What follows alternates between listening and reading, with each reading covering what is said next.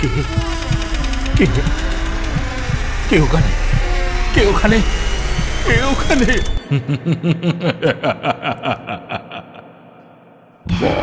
ভুতুরে, যেখানে জীবিত সব চরিত্র।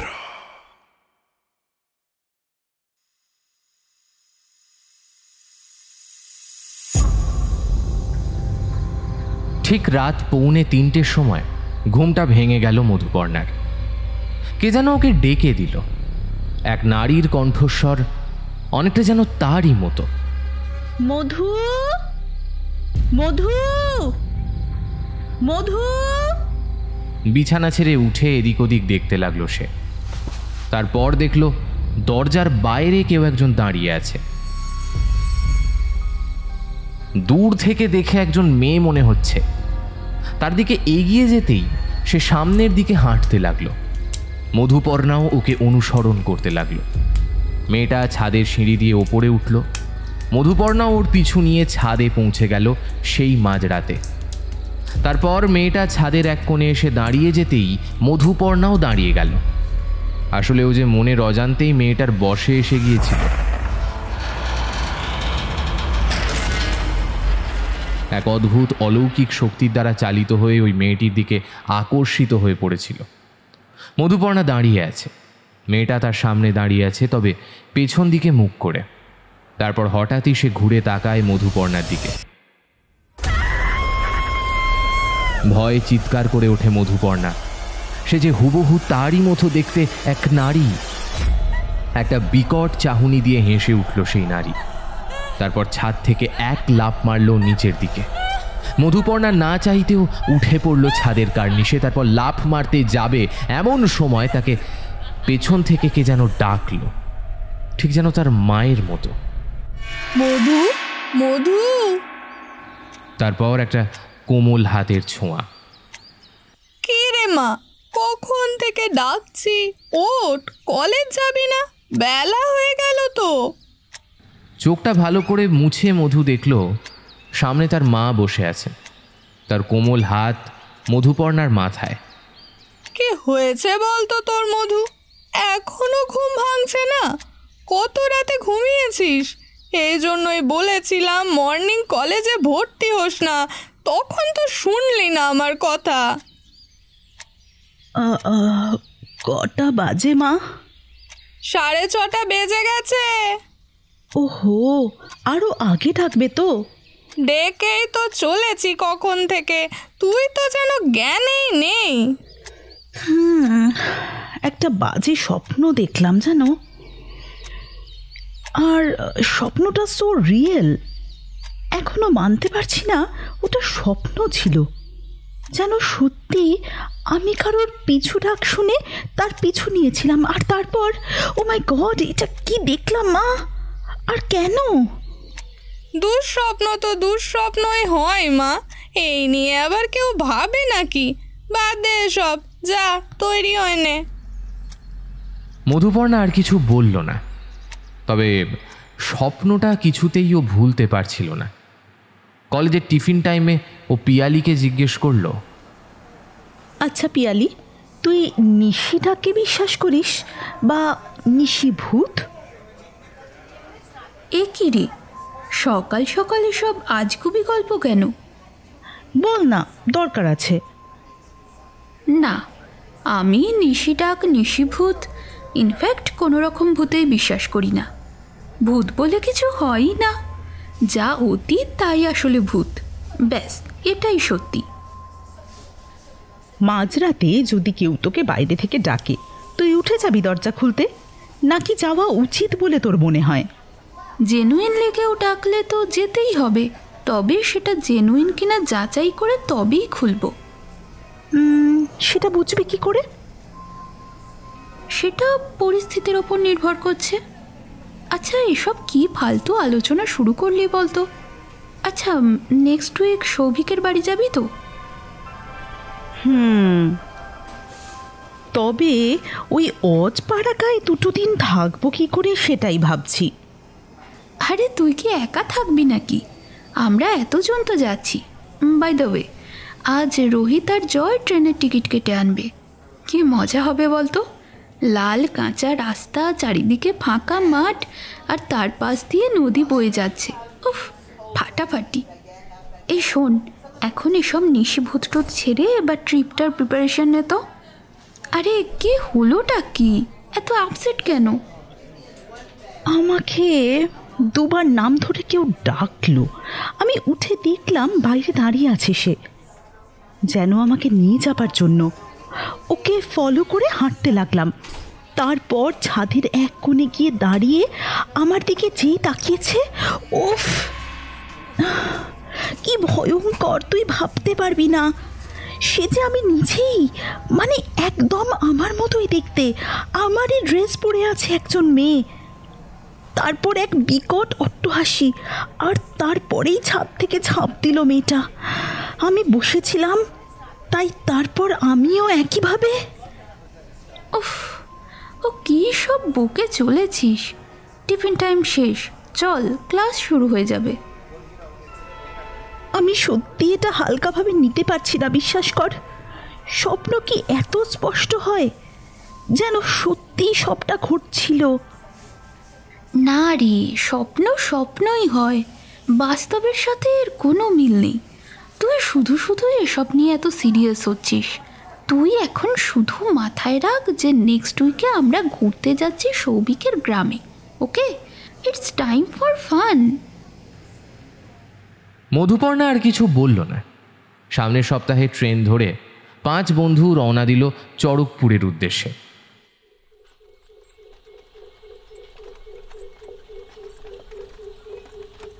ট্রেন থেকে নেমে বেড়াভাঙা স্টেশন, তারপর গরুর গাড়ি করে প্রায় 2 কিলোমিটারের পথ চড়কপুর।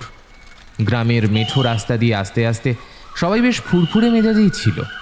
সুমিত বলে উঠল, সেই কবে থেকে এখানে আসার ইচ্ছা ছিল আমাদের, তবে হয় আর না। ছবি কত বলেছিল, তাও সেভাবে প্ল্যান বানাতে পারিনি। কিন্তু আজ সেই সৌভিকের জন্যই আমাদের কিন্তু আসা হলো, কি বল? ভাগ্যিস ওর বাড়িটা নতুন করে বানিয়েছে, তাই তো গৃহপ্রবেশের বাহানায় আমাদের প্ল্যানটা তো ফাইনাল হলো। তা যা বলেছিস, ওই যাবই করে যেতাম আমরা, যাওয়ার হতো না। সবাই খেয়াল করলো মধুপর্ণা একেবারেই চুপ। রোহিতকে জিজ্ঞেস করলো, আরে কি রে মধু, কি হয়েছে? এত চুপ কেন তুই? না না, কিছু হয়নি রে। তোরা বলছিস, আমি শুনছি তো সব। এই মধু, তুই কি এখনো সেই স্বপ্ন নিয়েই ভাবছিস? উফ, কাম অন ইয়ার, আমরা এখন ঘুরতে এসেছি সবাই, 2 তো দিন, মোমেন্টগুলো এনজয় কর। কি ব্যাপার বলতো? স্বপ্ন নিয়ে ভাবছে মানে? কদিন আগে একটা স্বপ্ন দেখেছিলাম, সেটার কথা বলছে। ও ছাড়, কিছু না। কিছু দূর যেতেই জয় গরুর গাড়ির চালককে বলল, এই দাঁড়াও, একটু দাঁড়াও প্লিজ। এই তোরা একটু নাম না, সবাই একটা ছবি নিই। কি দারুণ জায়গাটা দেখ। সবাই নেমে ছবি তুলল। জায়গাটা দেখে সবার মন যেন আরও ভালো হয়ে গেল। সৌভিকের বাড়ি পৌঁছতে ওদের থাকার যেখানে ব্যবস্থা হয়েছিল সেইখানে নিয়ে গেল সৌভিক। দেখ, এখানেই পাশাপাশি 2 ঘরে থাকতে হবে তোদের, অসুবিধা নেই তো? অসুবিধা আবার কি হবে? তোর গ্রামে সেই আশাই হলো, আর তোর এত সুন্দর বাড়িতে থাকছি, আর কি চাই? আর এই ঘরটাও তো বেশ ভালোই। এবার কিন্তু গ্রামটা ঘুরে দেখব। হ্যাঁ হ্যাঁ, একদম। তবে তার আগে ফ্রেশ হয়ে তাড়াতাড়ি নিচে আয়, এক্ষুনি পুজো শুরু হবে। সবাই তাড়াতাড়ি স্নান সেরে পুজো দেখতে বসল। তারপর পুজো হতে প্রসাদ খেয়ে 6 বন্ধু গ্রাম ঘুরতে বেরোলো। ঘুরতে ঘুরতে একটা গাছ দেখে সৌভিককে মধুপর্ণা প্রশ্ন করল, আচ্ছা, ওই গাছটা ওভাবে বাঁধা কেন? ও অনেক গল্প আছে, ছাড়। কি গল্প বল না, আমরাও শুনি। দেখ, এসব শুনলে আবার রাতে ঘুমোতে পারবি না, কি দরকার? আরে কি এমন গল্প যে ঘুম উড়ে যাবে? কিউরিওসিটি আরও বাড়িয়ে দিলি কিন্তু, এবার তো শুনতেই হবে। ওই গাছে বলে ব্রহ্মদৈত্য আছে। তোরা জানিস ব্রহ্মদৈত্য কি? ওরে বাবা, সে কি রে? না না, জানতে চাইও না, ছাড়, অন্য টপিক প্লিজ। না ভাই, অন্য টপিক তো আর জমবে না। ব্রহ্মদৈত্যের গল্প তো শুনতেই হবে। আসলে অনেককাল আগে এক মাস্টারকে এখানে গাছের সাথে বেঁধে পিটিয়ে মারা হয়েছিল। কি নাকি একটা বাচ্চা মেয়ের সাথে অসভ্যতা করেছিল। তবে মাস্টার শেষ নিঃশ্বাস পর্যন্ত বলেছিল ও কিছু করেনি, তবে ওর কথা কেউ কানে দেয়নি। ও শেষ নিঃশ্বাস ত্যাগ করার আগে বলেছিল এই গাছেই ও থাকবে, আর যেই এখান দিয়ে যাবে তাকে মেরে ফেলবে। মধুপর্ণার চোখ মুখ যেন থমথমে হয়ে গিয়েছিল। তা বুঝতে পেরে পিয়ালি বলল, কিরে মধু, এই নিয়ে আবার সিরিয়াস হয়ে গেলি নাকি? দেখ, এসব গ্রামীণ মানুষের অন্ধবিশ্বাস, এর মধ্যে কোনো বাস্তবতা নেই। না পিয়ালি, এই ঘটনাটা কিন্তু একদমই সত্যি। একটা ঘটনা ছোট্ট করে বলি তাহলে। শোনা যায় যারা ওকে পিটিয়ে মেরেছিল তাদের সবার মৃতদেহ একে একে এই গাছের সাথে বাঁধা অবস্থায় পাওয়া যায়। তারপর থেকেই সন্ধ্যের পর এই গাছের ধারে কাছেও কেউ আসে না। আচ্ছা আচ্ছা, এখান থেকে এবার চল না। এই দুপুরবেলা কি দরকার এখানে দাঁড়ানোর? আচ্ছা মধু, তুই তো এরকম করতিস না। কলকাতা থেকেই দেখছি তুই যেন কেমন একটা হয়ে আছিস। ও একটা স্বপ্ন দেখেছে, তারই এফেক্ট। সত্যি বাবা, শহরে মানুষ হয়েও কেউ কি করে যে এসব বিশ্বাস করে জানি না। প্রথমে ছিল নিশিডাক, এখন আবার ব্রহ্মদৈত্য নিয়ে পড়েছে। কি বললি? নিশিডাক? তা এখানে কিন্তু নিশিডাকের অভিজ্ঞতা অনেকেরই হয়েছে, ইনফ্যাক্ট আমারও।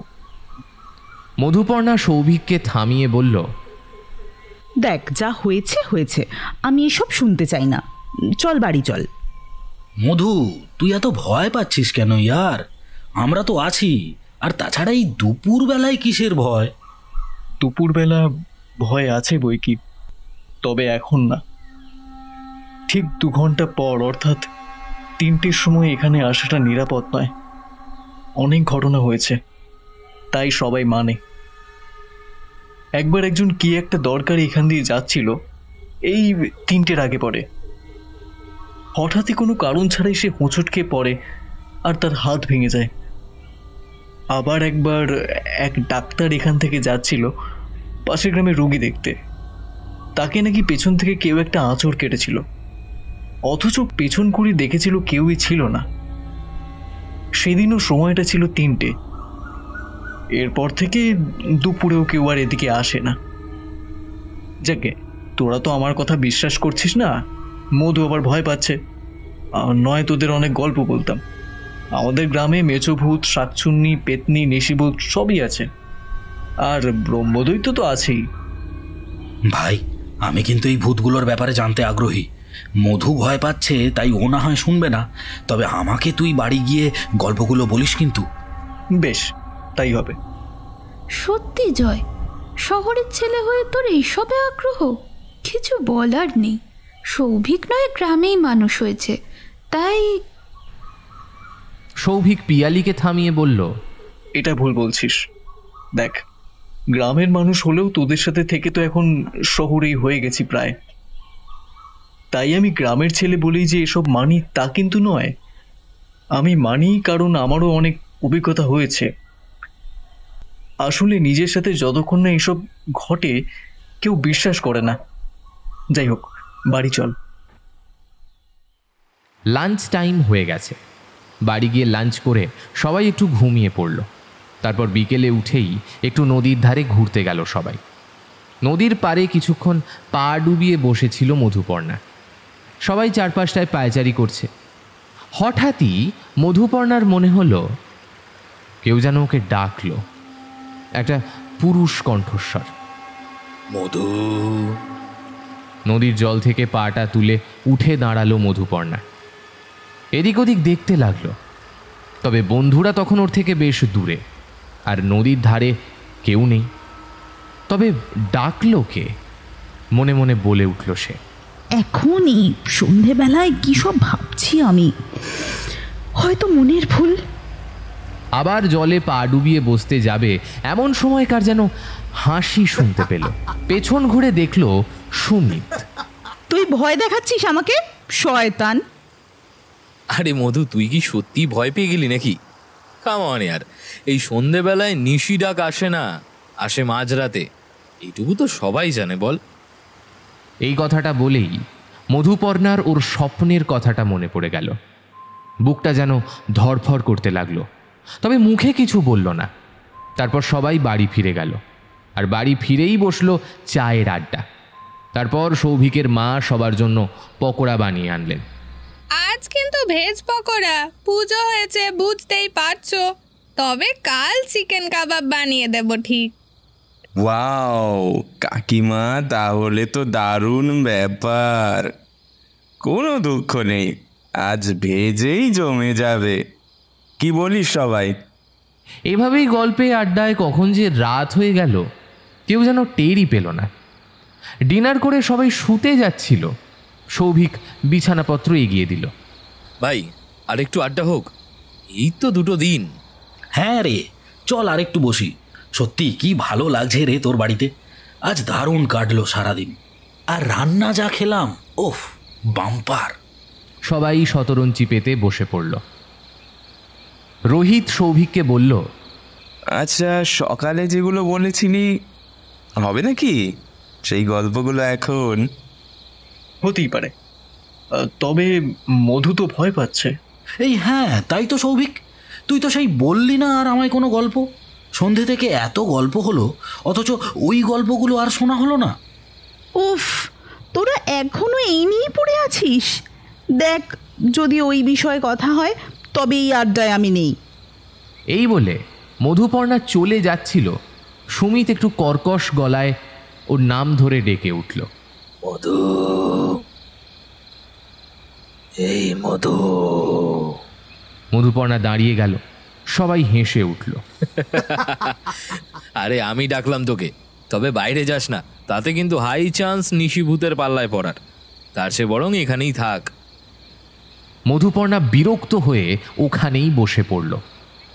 তোরা না জাস্ট ডিসকাস্টিং, এর চেয়ে বোধ হয় ঘুমোলে কাজ দেবে। আচ্ছা ঠিক আছে, পাশের ঘরে গিয়ে ঘুমিয়ে পড়। ও তাতেও তো আবার ভয় পাবি একা একা শুতে। সত্যি পারিসও বটে তোরা। মধুপর্ণা প্রচণ্ড রেগে গিয়ে পাশের ঘরে চলে যাচ্ছিল, পিয়ালি ওকে আটকালো।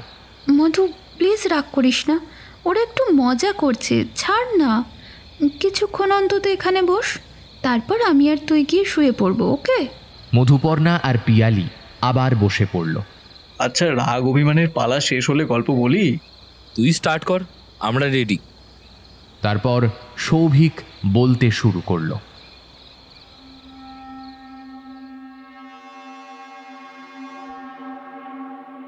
ব্রহ্মদৈত্যের গল্প তো তোদের সকালেই বলেছিলাম, এবার তাহলে নিশিভূতের গল্প বলি।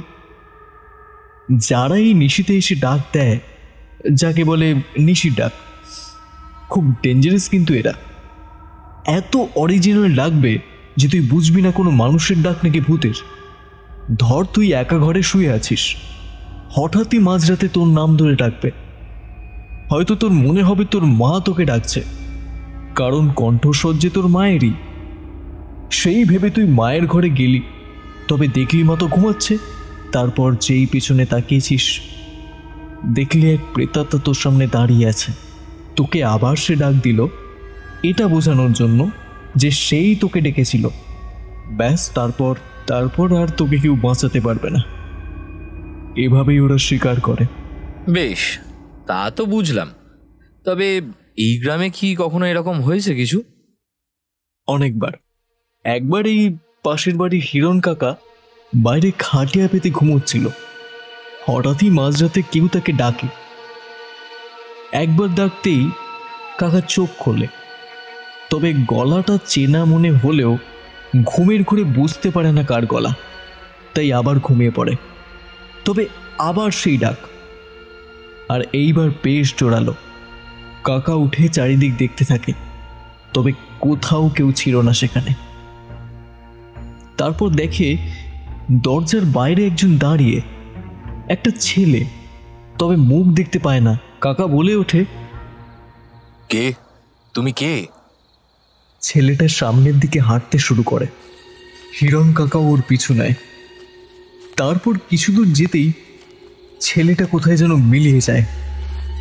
পরের দিন সকালে উঠে কাকা জানতে পারে তারই পরিচিত অবনী চক্রবর্তীর ছেলে বিকাশ আত্মহত্যা করেছে। তখন কাকা বুঝতে পারে আগের দিন রাতে বিকাশই তার কাছে এসেছিল, তাকে ডেকেও ছিল, তাই তো কণ্ঠস্বর এত চেনা মনে হয়েছিল।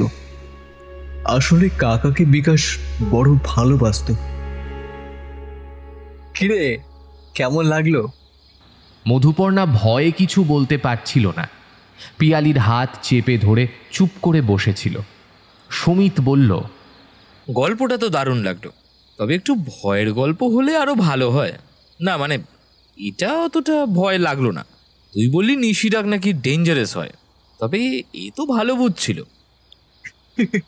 বেশ, তবে আমাদের গ্রামের নিতিন মাস্টারের গল্প বলি। ওনার বউ কলেরায় গত হয়েছে সবে 1 সপ্তাহ হয়েছিল। নিতিন মাস্টার শীতের রাতে কম্বল মুড়ি দিয়ে ঘুমোচ্ছিল। হঠাৎই কারোর ডাকে তার ঘুম ভাঙল। ওগো শুনছো গো, ওগো শুনছো, ওগো শুনছো গো, ওগো শুনছো, ওগো শুনছো গো, ওগো শুনছো। ধরফড়িয়ে উঠে বসলো মাস্টার। এ কণ্ঠস্বর তো তার গিন্নি কলাবতীর। ভুল করে সাড়া দিল সে। কলাবতী, তুমি কেন এসেছো? কি চাও? কলাবতী মাস্টারের ঘাড়ে হাত রেখে বলল, তোর ঘাড় মটকাতে চাই রে শয়তান। বেঁচে থাকতে তো কোনোদিনও শান্তি দিলি না, মরে যেতেই তোর মদ গাঁজা হুকোপান যেন আরো বেড়ে গেছে। এভাবে তিলে তিলে মরার চেয়ে আয় তোকে একেবারে মেরে দিই। তারপর নিতিন মাস্টারকে এক ধাক্কায় ফেলে দিল কলাবতী। প্রচণ্ড চোট পেয়ে মাস্টার জ্ঞান হারাল। পরের দিন গ্রামবাসী তাকে অজ্ঞান অবস্থায় তার বাড়ির বাগান থেকে উদ্ধার করে।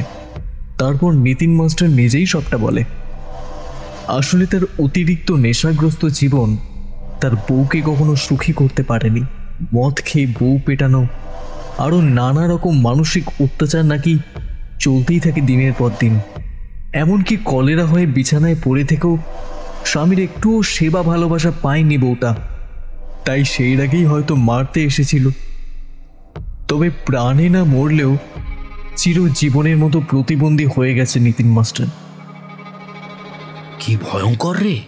আচ্ছা, রাতে নিশিভূত বা নিশিডাক ব্যাপারটা তো বুঝলাম, সেটা দরজায় এসে কেউ ডেকে নিয়ে যায়। আর একটা কথাও বলা হয় নাকি অনেক সময় দরজায় কড়াও নাড়ে এরা, আর তখন ভুল করে দরজা খুলতে নেই। একদম, এটাও সেই নিশি ডাক দেওয়ার মতোই ব্যাপার। এরা নাম ধরে ডাকবে না, তবে ঠক ঠক করে ডাকবে। 2 বার ডাকলেই জানবি গন্ডগোল। এই জন্য বলে 3 বার না ডাকলে দরজা খুলতে নেই বা কারোর ডাকে সাড়া দিতে নেই।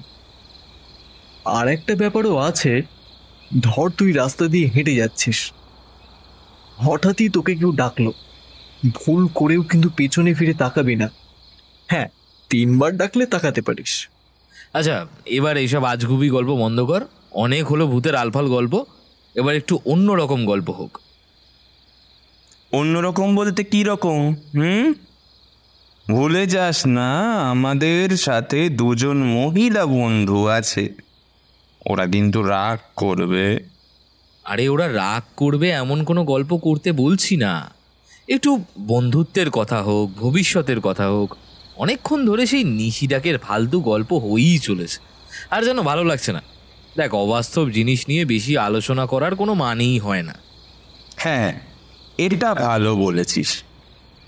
তো সৌভিক ভাই, এবার তোর ভাটের গল্প বন্ধ কর, অনেক হয়েছে, আর হজম করতে পারছি না। আমি তো নিজে থেকে বলতে চাইনি, তোরা আগ্রহ দেখালি তাই। তার মানে তোরা এতক্ষণ মজা করেই এসব শুনছিলিস? এই আমি কিন্তু সিরিয়াস, হ্যাঁ, আর এইসব নিয়ে মজা করতে আমি একেবারেই ভালোবাসি না। মজা করতেও নেই রে, তার প্রমাণ আমি স্বয়ং নিজেই। একবার যে কি ভুল করেছিলাম, তবে ভালো শিক্ষা হয়েছিল, তাই ভুল করেও আর এইসব বিষয় নিয়ে ঠাট্টা তামাশা করি না। সৌভিক, প্লিজ আর কোনো গল্প বলতে বসিস না, অনেক রাত হয়েছে, আমি এবার শুতে গেলাম। মধুপর্ণা উঠতেই পিয়ালিও উঠে যাচ্ছিল।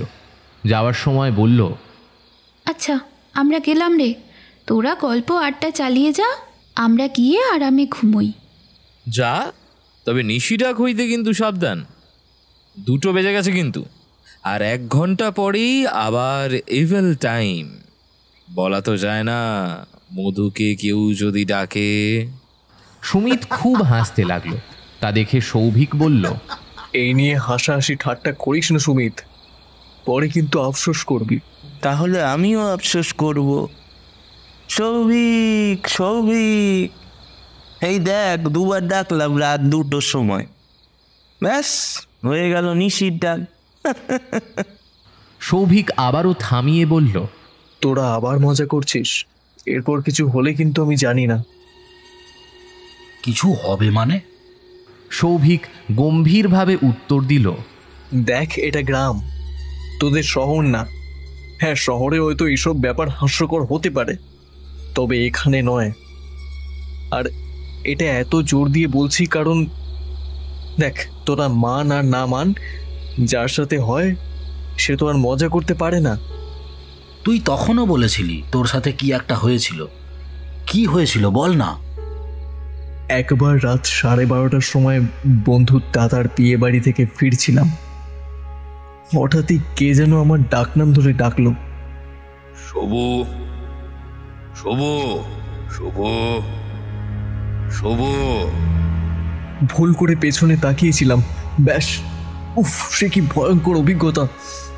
আমার দিকে এগিয়ে আসতে লাগলো সে, হয়তো ক্ষতি করতেই আসছিল। নেহাতি আমি গুরুদেবের দীক্ষিত, তাই কিছু করতে পারেনি।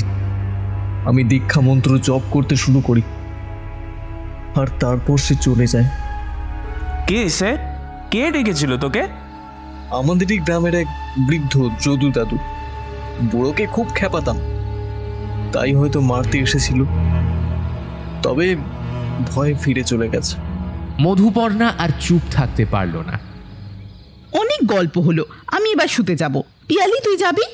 পিয়ালিও মধুপর্ণার সাথে পাশের ঘরে শুতে চলে গেল। ওরা চলে গেলে সুমিত হাসতে হাসতে গড়িয়ে পড়ল। ওফ সৌভিক, দেখলি তো এদের, এই জন্যই মেয়েদেরকে ভীতু বলে। অতিরিক্ত সাহসী হবার থেকে একটু ভীতু হওয়া ভালো বোধ হয়।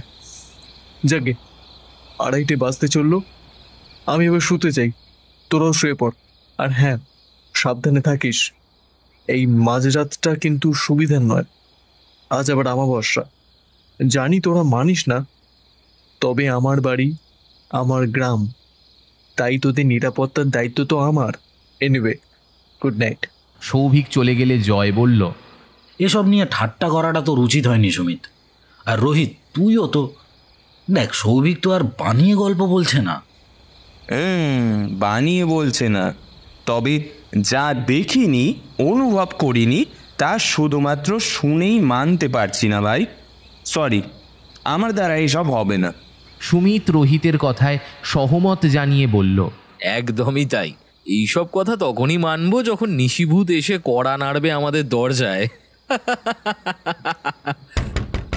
সুমিতের হাসি শেষ হতেই ওদের দরজায় কেউ কড়া নাড়ল। তিনজনেই একে অপরের দিকে দেখতে লাগলো। রোহিত বলল, আমি দেখব গিয়ে। জয় আটকালো। পাগল হয়েছিস? মাত্র একবার তো শব্দ হলো, হাওয়াতেও হতে পারে। হ্যাঁ, সেই হাওয়া তো দিচ্ছেই বাইরে, তবে তুই মনে হচ্ছে ভয় পাচ্ছিস জয়। হাওয়া হলে আবার ভয় কি? আচ্ছা চল শুয়ে পড়ি। সবাই শুতে যাবে, আবারও কড়া নাড়ার শব্দ, আর এবার শব্দটা বেশ জোরালো। ভাই, কি হচ্ছে বলতো? একবার দেখবো। কি দরকার, যদি অন্য কিছু হয়? সুমিত হাসতে হাসতে উঠে গিয়ে দরজাটা খুলল। তারপর চারপাশটা ভালো করে দেখে এসে বলল, দুষ কিচ্ছু নেই, হাওয়াতেই নড়ে উঠেছে হয়তো, কিছুই নয়। বোকা বোকা ভাবনা যত সব। আর কেউ কিছু বলল না। তিনজনেই শুয়ে পড়ল। এদিকে পাশের ঘরে পিয়ালি ঘুমিয়ে পড়লেও মধুপর্ণা তখনও জেগে। হঠাৎই ঘড়ির দিকে চোখটা যেতেই বুকটা যেন ধুকপুক করে উঠল তার। ঘড়িতে 3:05। চারপাশ থেকে কেমন যেন সব শব্দ আসছে। একদিকে ঝিঁঝির ডাক, ব্যাঙের ডাক, আর একদিকে দূর থেকে ভেসে আসছে শেয়ালের ডাক। কানে হাত চাপা দিয়ে ঘুমানোর চেষ্টা করছিল মধুপর্ণা, তবে কিছুতেই পারল না। তারপর চোখটা জোর করে বন্ধ করে রইল। তবে চোখ বন্ধ করতেই সেই রাতের স্বপ্নের কথাটা তার মনে পড়ছিল বারবার। আর সৌভিকের গল্পগুলো ওকে খুবই ভাবাচ্ছিল। ওর খালি মনে হতে লাগলো যেন কিছু একটা হতে চলেছে, আর সেই স্বপ্নটা যেন তারই আভাস। এই ভাবনার মাঝেও ঘুমানোর চেষ্টা করছিল সে। এমন সময় কারোর ডাকে সে কেঁপে উঠল। মধু, এই মধু। প্রথম ডাকে না বুঝলেও দ্বিতীয় ডাকে ভালো করে শুনে তার মনে হলো দূর থেকে যেন সুমিত তাকে ডাকছে। উঠে দরজা খুলতেই যাবে, তখনই সৌভিকের কথাটা মনে পড়ে গেল। তাই আর সে গেল না, আবার বিছানায় এসে শুয়ে পড়ল। তবে কিছুক্ষণ পরেই একটা চিৎকার শুনে সে দরজা খুলে বাইরে বেরিয়ে গেল। কিছু দূর হাঁটতে এসে দেখল সুমিত দাঁড়িয়ে আছে। এ কি তুই? তা এখানে কেন? ঘুম হচ্ছে না নাকি? সুমিত কিছু বলল না, একটু মুচকি হাসল। মধুপর্ণা আবারও বলল, হাসছিস যে? আরে এই মাঝরাতে এখানে দাঁড়াস না। জানি কিছু মানিস না, তাও বলছি এখানে প্লিজ দাঁড়াস না। আর আমি তো চিৎকার শুনে ছুটে এলাম, তুই শুনেছিস কিছু? সুমিত হাসতে হাসতে বলল, শুনেছি কি রে, চিৎকারটা তো আমিই করলাম। মধুপর্ণার কেমন যেন লাগলো কথাটা। তুই করলি মানে? কেন? আগে বল, আমার ডাকে তুই ছুটে এলি না কেন? তোকে তো কতবার ডাকলাম, হয়তো তুই এলে। কি বলতে চাইছিস পরিষ্কার করে বল। চিৎকার করলি বা কেন? কিছু দেখলি নাকি? সুমিত কিছু বলল না, হাসি মুখে দাঁড়িয়ে রইল। তখনই মধুপর্ণা খেয়াল করল সুমিতের গলার কাছে একটা লম্বা মোটা দাগ, যেন কেউ ওর গলা টিপে দিয়েছে। মধুপর্ণা ঢোক গিলে বলল, তোর গলায় কি হয়েছে? সুমিত খুব সাধারণভাবে উত্তর দিল, তুই এলে হয়তো এই দাগটা নাও হতে পারতো। সৌভিকের কথাটা এতটা সিরিয়াস নিয়ে নিয়েছিস? নিবে, একদিকে ঠিকই করেছিস, হয়তো তুই এলে তো কেউ এভাবে গলা টিপে। কি আবোল তাবোল বলে চলেছিস? আবোল তাবোল নয় মধু, আমি নিশির ডাকে সাড়া দিয়েছি, ব্যাস। আর কে বাঁচাতো আমায়? সুমিত, তুই এভাবে ঠাট্টা করিস না, আমার ভালো লাগছে না। আমি ঠাট্টা করছি না মধু। কেউ আমাকে দুবার নাম ধরে ডাকতেই আমি দরজা খুলে বাইরে যাই। তারপর দেখি কেউ আমার সামনে দাঁড়িয়ে আছে। অন্ধকারে স্পষ্ট দেখতে পাই না তাকে, তবে বুঝতে পারি কি ভুল করেছি আমি বাইরে এসে। কিন্তু তখন ফেরার আর উপায় ছিল না, তাই না চাইতেও তার পিছন পিছন হাঁটতে থাকি। সে যেন আমায় বশ করে নিয়েছিল। আর কিছু দূর যেতেই সে আমার দিকে ফিরে তাকায়। তার বিভৎস রূপ দেখে আমি কেঁপে উঠি, আর তখন আমার জ্ঞান আসে। আমি ততক্ষণে হাঁটতে হাঁটতে সিঁড়ি দিয়ে ছাদে উঠে এসেছি। পিছনে ফিরতেই আঁতকে উঠি আমি, কারণ খোলা ছাদ, আর এক পা পেছলেই আমি নিচে পড়ে যাব। সামনে যাওয়ারও সাহস হচ্ছিল না, কারণ সেই প্রেতাত্মা আমার দিকে এগিয়ে আসছিল। আমি কি করব কিছু বুঝতে না পেরে চোখ বন্ধ করে নিলাম, আর তারপরেই আমার গলাটা জোরে টিপে ধরল কেউ। সে ছুঁড়ে ফেলে দিল ওপর থেকে আমাকে। এইসব শুনে মধুপর্ণার হাত পা ঠান্ডা হয়ে গিয়েছিল ভয়ে। গলার স্বর যেন আটকে আসতে চাইছিল। ঠিক তখনই সুমিত জোরে হেসে উঠল। ও মধু, তুই তুই এত ভয় পাস সত্যি?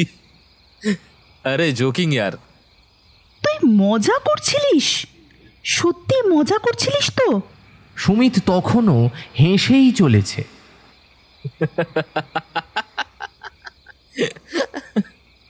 ওফ, আমার জীবন বেরিয়ে গিয়েছিল সুমিত। তুই না ভীষণ পাজি। যা তো, তোর সাথে কথা বলবো না, বাজে ছেলে একটা। এভাবে মাঝরাতে আমাকে ভয় দেখাচ্ছিস? সর সামনে থেকে।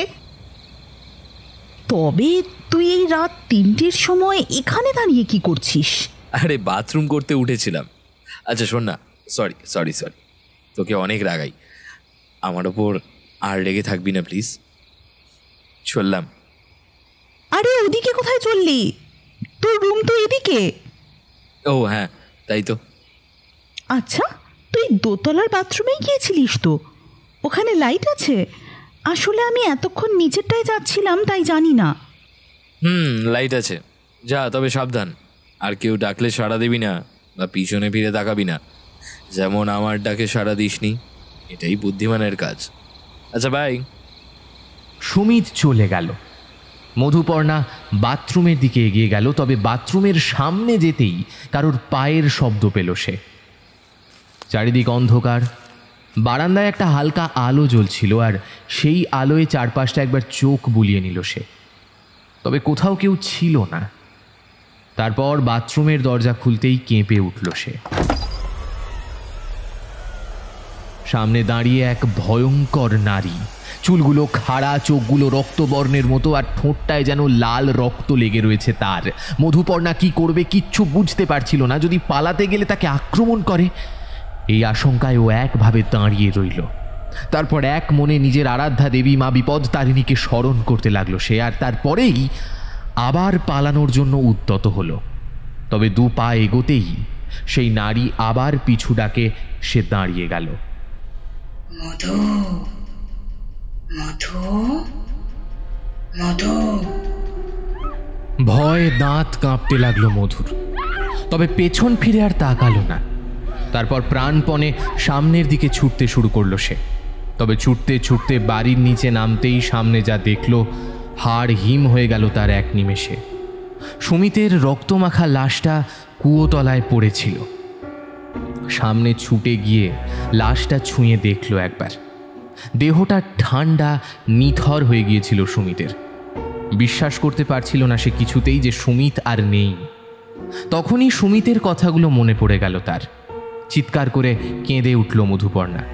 সুমিত, সুমিত। তারপর আবারও কারোর ডাকে ফিরে তাকালো সে। মধু। সামনে সুমিতের প্রেতাত্মা দাঁড়িয়েছিল। সে বলল, আমি তোকে সব সত্যি কথাই বলেছিলাম। এবার আর মজা করিনি কিন্তু। এই মাঝরাতে কেউ কি মজা করে এমন করে? প্রথম থেকেই এই বিষয়টা নিয়ে মজা করা উচিত হয়নি আমার। বোঝা উচিত ছিল যে তিনাদের রাগ হবে। তাই তো সেই রাগের কোপেই আমাকে মরতে হলো। সে ঘটনা তো তোকে আগেই বলেছি। তবে শুধু আমি নই, ওর টার্গেট এখন রোহিত। কারণ ও তো মজা করেছিল বিষয়টা নিয়ে। তাই আমি তো বাঁচতে পারলাম না। রোহিতকে বাঁচিয়ে নে সম্ভব হলে মধু। তবে তার জন্য তোকে ওই আত্মার সাথে লড়তে হবে। কারণ রোহিতকে বাঁচাতে গেলে তুইও যে ওর শত্রু হয়ে যাবি। পারবি তো ওর সাথে লড়াই করতে? মধুপর্ণা সুমিতের বডিটা ধরে বসেছিল। একবার সেই ডেড বডির দিকে দেখছিল, আর একবার সুমিতের আত্মাকে দেখছিল। মুখে কিছুই বলতে পারছিল না। সুমিতের আত্মা আস্তে আস্তে দূরে সরে যেতে লাগলো, আর তারপর হাওয়ার সাথে মিলিয়ে গিয়ে অদৃশ্য হয়ে গেল। মধুপর্ণা সুমিতের লাশটা জড়িয়ে আবারও কেঁদে উঠল। কি হয়ে গেল সুমিত? তুই কোথায় চলে গেলি? কোথায় চলে গেলি তুই? রোহিত আর জয় তখনও অঘোরে ঘুমোচ্ছে। ওদের একবারও ঘুম ভাঙেনি। তাই ওরা জানতেও পারেনি যে সুমিত সেই ঘরে নেই। মধুপর্ণা সুমিতের লাশটা নিচেই শুইয়ে রেখে তাড়াতাড়ি ওপরের ঘরে ছুটে গেল। তবে রোহিতের ঘরের দিকে যেতেই তাকে আবার নাম ধরে ডাকল সেই নারীর প্রেতাত্মা। মধুপর্ণা পেছন ফিরে তাকালো না। সেই কণ্ঠস্বর আবারও ধ্বনিত হলো। মধুপর্ণা বুঝতে পারল সেই প্রেতাত্মা তাকে বাধা দেওয়ার চেষ্টা করছে। আবারও বিপদতারিণী মাকে স্মরণ করতে করতে সে হেঁটে চলল। তবে তাতেও কোনো লাভ হলো না। বেশ বুঝল সে তার পিছু নিয়েছে সেই নিশিভূত। মধুপর্ণা দাঁড়িয়ে যেতেই সেও দাঁড়িয়ে গেল। বাধ্য হয়ে সে পেছন ফিরে তাকালো। দেখল সেই ভয়ঙ্কর নারীর প্রেতাত্মা তার দিকে অত্যন্ত ক্রুদ্ধ হয়ে তাকিয়ে আছে। আমাকে ভয় পাওয়াচ্ছ? ভয় পাই না আমি, শুনছো তুমি? ভয় পাই না আমি তোমায়। কি করবে করে নাও, তবে আমার প্রাণ থাকতে রোহিতকে আমি মরতে দেব না। সুমিতকে তুমি মেরে ফেলেছ, কিছু করতে পারিনি, তবে রোহিতকে তুমি ছুঁতেও পারবে না। প্রেতাত্মা জোরে হেসে উঠল, তারপর বলল,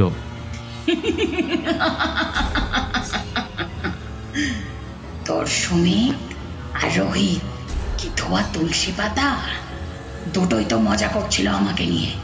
এবার মরুক শালারা।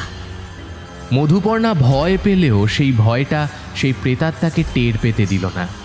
সেই ভয়ঙ্কর চেহারা দেখে গলা শুকিয়ে গেলেও সাহস করে বলল, কে তুমি? আর তোমার এটা কেন মনে হলো যে তোমাকে নিয়েই ওরা মজা করছিল? প্রেতাত্মা হাসতে হাসতে বলল,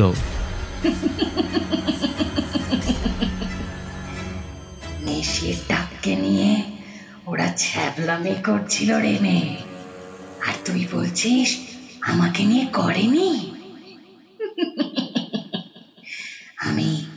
আমি মানসী শোভর পাশের বাড়িতেই থাকি। এক ভয়ঙ্কর মারণ রোগ আমার প্রাণটা অকালেই কেড়ে নিয়েছিল। পরিবারের সামর্থ্য ছিল না, তাই ভালো চিকিৎসা করাতে পারিনি। তারপর থেকে আমি বাড়ির আশেপাশেই থাকি, তবে প্রয়োজন ছাড়া কারোর কোনো ক্ষতি করি না। তবে তোর বন্ধুরা যা করেছে তা ক্ষমার যোগ্য নয়। কতটা কষ্ট পেয়ে আমার আত্মা এই পৃথিবীতে এখনো ঘুরে বেড়াচ্ছে। ইচ্ছে করেই কি আমি নিশিভূত হয়েছি? আমার অকাল মৃত্যু আমার আত্মাকে শান্তি দেয়নি। কত অপূর্ণ ইচ্ছা, কত স্বপ্ন পূরণ করার আগেই আমাকে চলে যেতে হলো। তাই তো এই পৃথিবীর মায়া ছাড়তে পারছি না আমি। আমার এই কষ্টের কেউ উপহাস করবে? তাকে তো আমি ছাড়বো না কিছুতেই। তোর বন্ধুদের অকাল মৃত্যু হলে তবেই ওরা বুঝবে এর কি জ্বালা। একজন তো বুঝেইছে।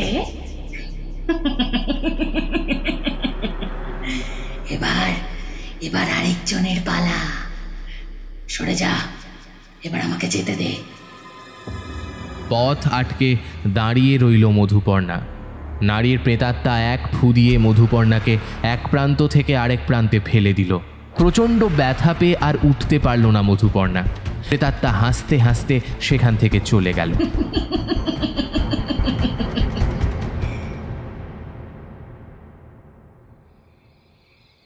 জয় আর রোহিত গভীর ঘুমে আচ্ছন্ন। হঠাৎই দরজায় কড়া নাড়ার শব্দে ঘুমটা ভেঙে যায়। তবে ঘড়ির দিকে তাকাতেই অবাক হয় সে, কারণ ঘড়ির কাঁটায় তখন 3:20। মনে মনে বলে ওঠে, এত রাতে কে কড়া নাড়বে? ঘুমের মধ্যে কি শুনতে যে কি শুনলাম। তবে আবারও কড়া নাড়ে কেউ। বিছানা ছেড়ে উঠে দরজা খুলতে যাবে, হঠাৎই সৌভিকের কথাটা মনে পড়ে যায় তার। আবার বসে পড়ে সে। তবে তারপরেই তার কানে আসে এক পরিচিত কণ্ঠস্বর। রোহিত, দরজাটা খোল। রোহিত, দরজাটা খোল। রোহিত! আরে, এ তো মধুর গলা। এত রাতে কি হলো হঠাৎ? উঠে তাড়াতাড়ি দরজাটা খুলল রোহিত। তবে দরজার বাইরে কেউ ছিল না। দরজার ডান দিক বাঁ দিক ভালো করে দেখল সে, তবে কোথাও কেউ নেই। আশ্চর্য তো, মধু ডাকলো আমাকে, অথচ কেউ তো নেই। কি হলো ব্যাপারটা? দরজাটা বন্ধ করতে যাবে এমন সময় দেখল সামনে মধুপর্ণা দাঁড়িয়ে। তুই কোথা থেকে এলি? ভালো করে দেখলাম তুই তো ছিলিস না এখানে। আমি তো ছিলাম দাঁড়িয়ে, তুই দেখিসনি? এখনো ঘুমের মধ্যেই আছিস? তা হতে পারে, তবে এত রাতে কি ব্যাপার বলতো? সব ঠিক আছে তো? কিচ্ছু ঠিক নেই রোহিত, একবার ওদিকে চল। আরে ওদিকে কি আছে, পরিষ্কার করে বল না, কি হয়েছে কি? তুই একবার গিয়েই দেখবি, চল। রোহিত আর কোনো প্রশ্ন না করে মধুপর্ণাকে অনুসরণ করে হাঁটতে লাগলো। তবে কিছু দূর যেতেই দাঁড়িয়ে পড়ল মধুপর্ণা। আরে মধু, তুই কোথায় যাচ্ছিস? আবার কিছু বলছিসও না। আমার তো এবার চিন্তা হচ্ছে। সে কোনো উত্তর দিল না, আবার সামনের দিকে হাঁটতে লাগলো। রোহিত ওকে অনুসরণ করে ওর পেছন পেছন যেতে লাগলো। তারপর নিচে কুয়োতলার কাছে এসে থেমে গেল মধুপর্ণা। রোহিত কিছু বলতে যাচ্ছিল, ঠিক তখনই ওর চোখে পড়ল কুয়োর পাশে কেউ একজন পড়ে আছে। সামনে গিয়ে দেখতে থমকে গেল সে। এই যে সুমিত! ওকে ঠেলে ডাকতে লাগলো। এই সুমিত, সুমিত, কি হয়েছে তোর? এই সুমিত, সুমিত, চোখ খোল না সুমিত। সুমিতের হাতটা ধরতেই ভয়ে ছেড়ে দিল সে। ঠান্ডা বরফ হয়ে গেছে ওর হাত। তারপর ওর কপাল আর পাটা ধরেও দেখল, একই রকম ঠান্ডা নিথর। মধুপর্ণাকেও বলল, এই মধু, এ কি রে? সুমিত এখানে এভাবে পড়ে আছে কেন? ওর হাত পা এত ঠান্ডা কেন? যেন অসাড় হয়ে আছে মনে হচ্ছে। কি হলো রে ওর? মধু, সুমিতের কি হয়েছে? কি হয়েছে তুই সত্যি বুঝতে পারছিস না? আরে সুমিত আর নেই। না না, এ হতে পারে না মধু, এ হতে পারে না। নিশ্চয়ই কোথাও ভুল হচ্ছে। কোথাও ভুল হচ্ছে না রোহিত, সুমিন এখন ডেড, মৃত। কি বলছিস মধু? এটা কি করে হলো? আর কেনই বা হবে এসব? মধুপর্ণার গলার স্বর যেন মুহূর্তে পরিবর্তন হয়ে গেল। আমাকে নিয়ে তোর বন্ধু মজা করিয়েছিল, এটা তোর হওয়ারই ছিল। আর তুইও তো তাই করেছিলিস, তাই তোর সাথেও এটাই হবে। ভয়ে শিউরে উঠল রোহিত। কথা যেন জড়িয়ে যাচ্ছে তার। এই মধু, কি বলছিস এসব?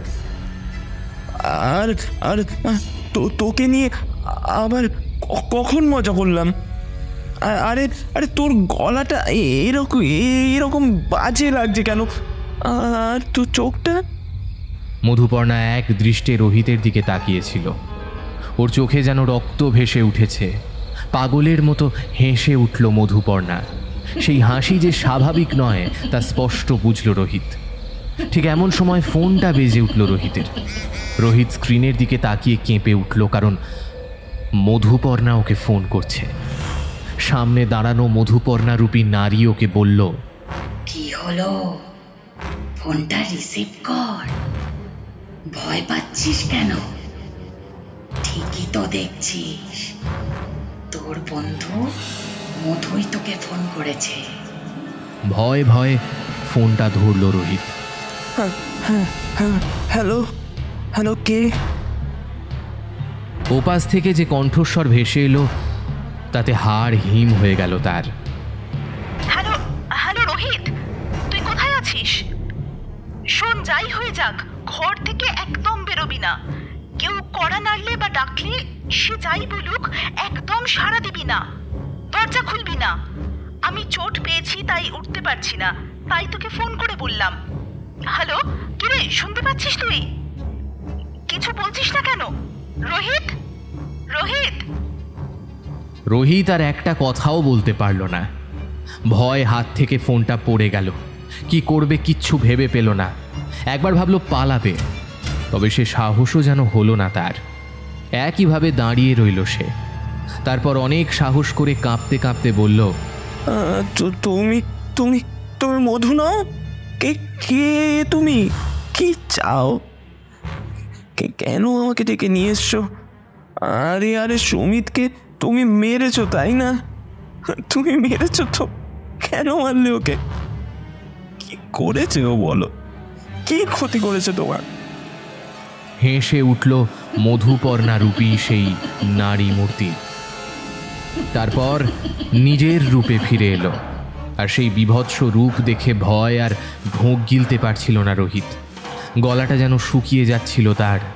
সেই নারী প্রেতাত্মার এলোমেলো লম্বা চুল, যার অনেকটাই মাথার সামনের দিকে নেমে এসে ওর মুখ যেন ঢেকে দিয়েছে। আর তারই ফাঁক দিয়ে দুটো রক্তবর্ণের চোখ দেখা যাচ্ছে, যেই চোখ থেকে যেন রক্ত ঝরছে। আর ঠোঁটেও এক চাপ রক্ত লেগে আছে। গাটা গুলিয়ে উঠল রোহিতের, বমি উঠে এলো। তারপর সেই নারী প্রেতাত্মা তার দিকে ছুটে এসে তার কপালটায় জোরে আঙুল বসিয়ে দিল। রোহিত চিৎকার করে উঠল যন্ত্রণায়। তারপর ওই আঙুল ঘোরাতে ঘোরাতে রোহিতকে শূন্যে তুলে দিল সেই প্রেতাত্মা, আর শূন্যেই ঝুলিয়ে রাখল। রোহিত চিৎকার করতে লাগলো। সৌভিক নিচের ঘরে শুয়েছিল। সেই চিৎকার শুনতে পেয়ে ছুটে এলো সে। রোহিতকে শূন্যে ঝুলে থাকতে দেখে প্রথমে আশ্চর্য হয়ে তাকিয়ে রইল। প্রেতাত্মাকে সে দেখতে পেল না। তারপর রোহিত সৌভিককে দেখতে পেয়ে বলল, বাঁচা বাঁচা বাঁচা বাঁচা সৌভিক, সৌভিক সৌভিক আমাকে বাঁচা, এই প্রেতাত্মা আমাকে মেরে ফেলবে। বাঁচা ভাই, বাঁচা বাঁচা সৌভিক, বাঁচা। সৌভিক কিছু বুঝতে পারছিল না কি হচ্ছে আর কি দেখছে সে। তবে না বুঝেই ও বলল, দাঁড়া, আমি কিছু করছি। তবে কি হচ্ছে কি এসব? ঠিক তখনই ওর সামনে এসে দাঁড়ালো মানসীর প্রেতাত্মা। ওকে দেখে চিনতে পারল সৌভিক। মানসীদি, তুমি? তুমি কি করে? আর কেন এসছো তুমি? কেন? তোর বন্ধুরা তো আমাকে ডাকলো, তাই আসতেই হলো। বড় বড় মজা করছিল ওরা আমাকে নিয়ে। দেখিয়ে দিয়েছি মজা কাকে বলে। ওই যে দেখ দেখ তোর বন্ধুর লাশ। সৌভিক সামনে তাকিয়ে দেখল সুমিতের রক্তমাখা দেহটা কুয়োর পাশে পড়ে আছে। গা হাত পা ভয়ে ঠান্ডা হয়ে যেতে লাগলো তার। সেই প্রেতাত্মা আবারও বলল, এবার এবার তোর এই বন্ধুটাও একইভাবেই মরবে। এই বলে রোহিতকে এক ফুঁ দিয়ে সেই শূন্যে ঝুলে থাকা অবস্থা থেকে নিচে ফেলে দিল সেই প্রেতাত্মা। রোহিত ব্যথায় কাতরাতে লাগলো, চিৎকার করে বলল, আমাকে বাঁচা সৌভিক, তুই বাঁচতে পারবি। আমি জানি তুই আমাকে বাঁচাতে পারবি সৌভিক। কিছু তো করতে পারবি তুই। কিছু কর সৌভিক, কিছু কর। সৌভিক আর কিছু না ভেবে এক মনে ওর গুরুদেবের মন্ত্র জপ করতে শুরু করলো। সেই গুরুমন্ত্র শুনে ছটফট করতে লাগলো মানসীর প্রেতাত্মা। থাম থাম তুই শুভ, থাম। এ তো আমার গুরুদেবের মন্ত্র। আমি আর শুনতে পাচ্ছি না। দয়া করে চুপ কর শুভ, দয়া কর। আমাকে কষ্ট দিস না। ছটফট করতে করতে বিকট চিৎকার করে উঠল প্রেতাত্মা। আবারও বলল, তুই তুই তুই থাম শুভ, থাম তুই। আমার কষ্ট হচ্ছে। না না, আমি পারছি না। উফ উফ, আমি আর পারছি না। ঠিক আছে ঠিক আছে, এখন আমি চলে যাচ্ছি। আজকের মতো বেঁচে গেল তোর বন্ধু। তবে তোর বন্ধুর মৃত্যু আমার হাতেই লেখা আছে, দেখে নিস। আবার আসবো আমি, আবার আসবো। কথা দিলাম, তোর বন্ধুর লাশই ফিরবে এই গ্রাম থেকে, লাশ ফিরবে। কথাগুলো বলেই হাওয়ায় মিলিয়ে গেল মানসীর প্রেতাত্মা। সৌভিক গুরুমন্ত্র জপ করতে করতে রোহিতের কাছে গিয়ে ওকে ওঠালো। তারপর বলল, কেন কেন ওরকম বলেছিলিস তোরা? দেখলি তো কি ভয়ানক ফল হলো। সুমিত তো, তবে তোকে আমি যেতে দেব না রোহিত। কোনো উপায় তো থাকবেই মানুষীদের হাত থেকে নিস্তার পাওয়ার। ওদিকে মধুপর্ণা অনেক কষ্টে এতক্ষণে উঠে দাঁড়িয়েছে। ঘরের দিকেই যাচ্ছিল সে। মনে মনে বলে উঠল, কি জানি রোহিতরা ঠিক আছে কিনা। ফোনটা কেটে দিল, আর তো ফোনে পেলাম না ওকে। উফ, আবার ফোন করব। নিজের মনেই কথাগুলো বলছিল, এমন সময় একটা চিৎকার শুনতে পেল সে। রোহিতের গলা তো। ও তার মানে ঠিক নেই। না না, কি ভাবছি আমি, যদি অন্য কিছু হয়? তবে তখনও তো সুমিত এভাবেই চিৎকার করেছিল, আর আমি সাড়া দিইনি। হয়তো ছুটতে গেলে কিছু করতে পারতাম। না না, আর এ ভুল নয়, আর ভুল করব না। রোহিত, আসছি আমি। এই কথা বলতেই তার সামনে এসে দাঁড়ালো মানসীর প্রেতাত্মা।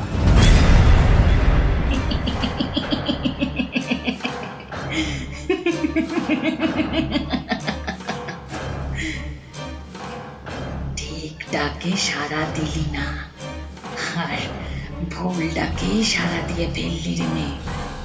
কি বোকা তুই! এবার তোকে মারবো আমি, কারণ তুই আমার শত্রুকে বাঁচাতে চেয়েছিলিস, তাই না? দেখ দেখ এবার তোর কি অবস্থা করি। মধুপর্ণার গলাটা জোরে টিপে ধরল সে, তারপর ছুঁড়ে ফেলে দিল। তবে সৌভিক ততক্ষণে এসে যায়, আর সে আসতেই প্রেতাত্মা আবার হাওয়ায় মিলিয়ে যায়।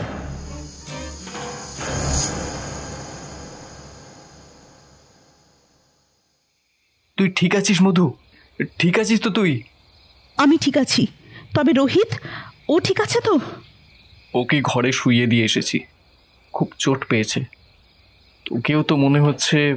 হ্যাঁ, আমার কোমরে প্রচণ্ড পেন হচ্ছে। তবে সৌভিক, এখন এসব কথা ছাড়, বরং ভাব রোহিতকে কিভাবে বাঁচাবো আমরা। আজ তো বেঁচে গেল, তবে আবার যদি নয়, ও বলেই গেছে এই গ্রাম থেকে ওর লাশ ফিরবে। আমি ওইটাই ভাবছি কি করব। আচ্ছা, কোনো তান্ত্রিক নেই এই গ্রামে যে কোনো উপায় বলতে পারে? আছেই তো, তবে ঠিক তান্ত্রিক নয়। তবে মদন কাকা হলো ভূত তাড়ানোর ওষুধ। এই 3টে বাড়ির পরেই থাকে। যে কোনো ভূতুরের সমস্যার সমাধান আছে ওনার কাছে। আমি কালই যাব ওনার বাড়িতে।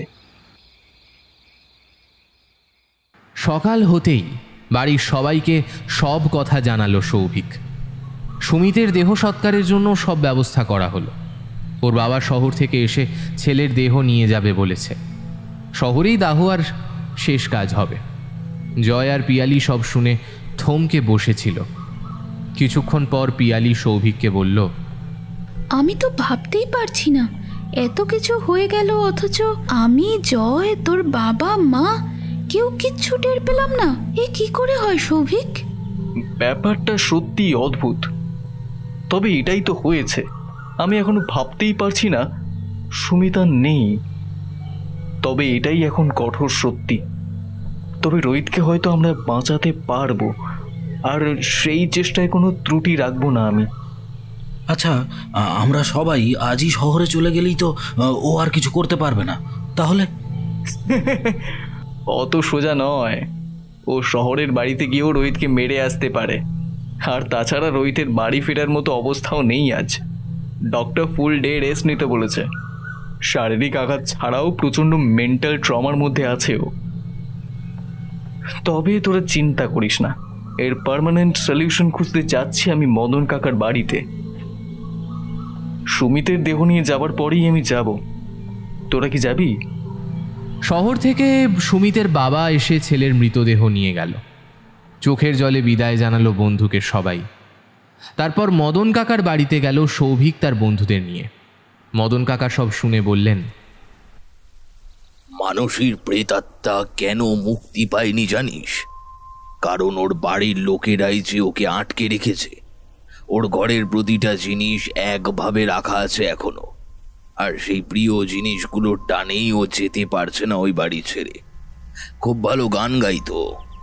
ওর হারমোনিয়াম, তানপুরা সব রাখা আছে ওই ঘরে।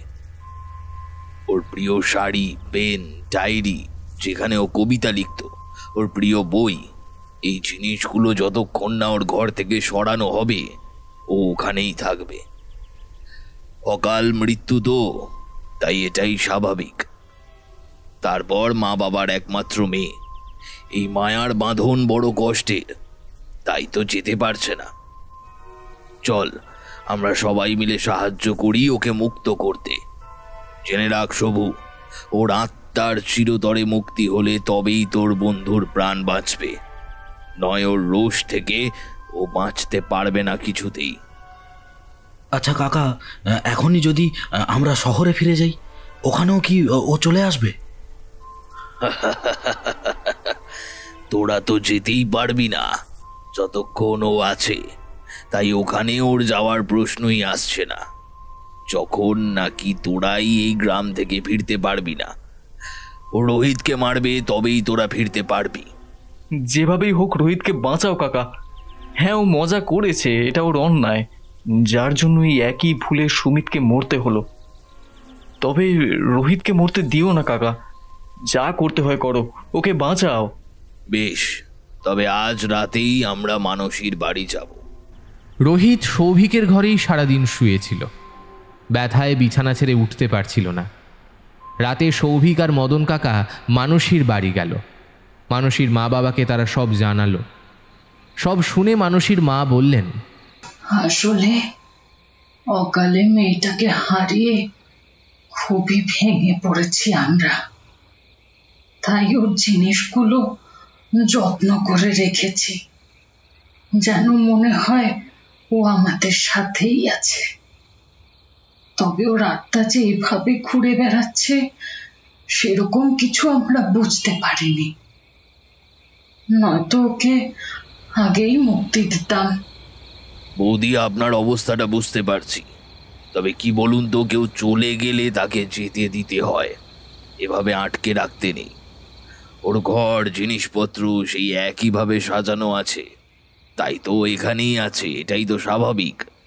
যদি আগেই ওগুলো সরিয়ে দিতেন তাহলে হয়তো ওর আত্মাকে এইভাবে ঘুরে বেড়াতে হতো না, আর একটা জলজ্যান্ত প্রাণও এইভাবে শেষ হয়ে যেত না।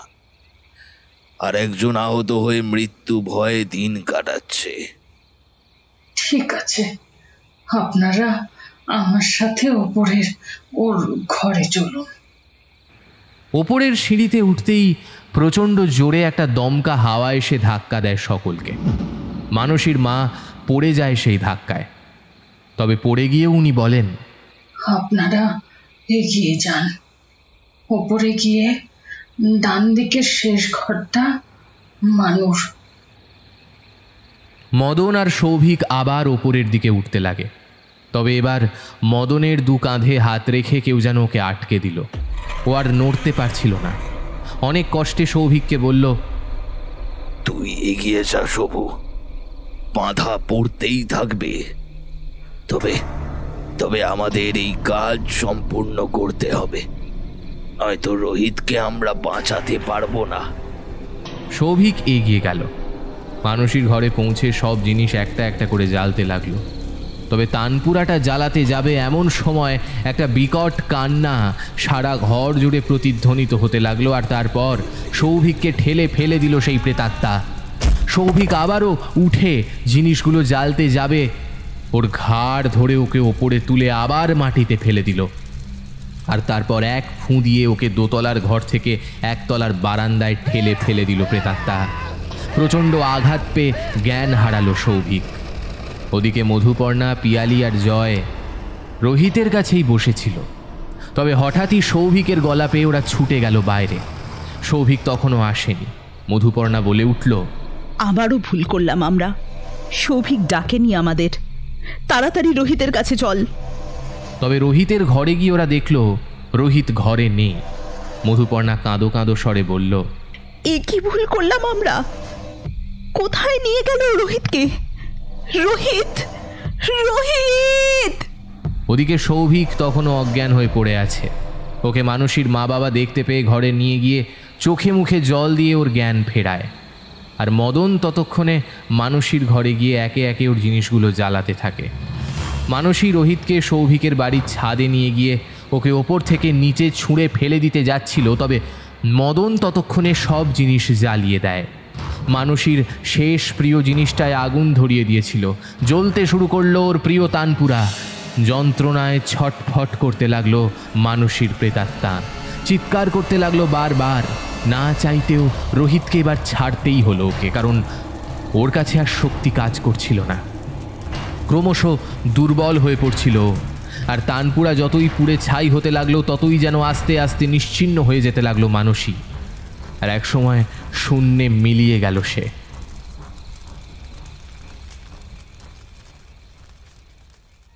হয়তো ওর প্রিয় জিনিসের আর অস্তিত্ব নেই বলেই ও এবার মুক্তি পেল।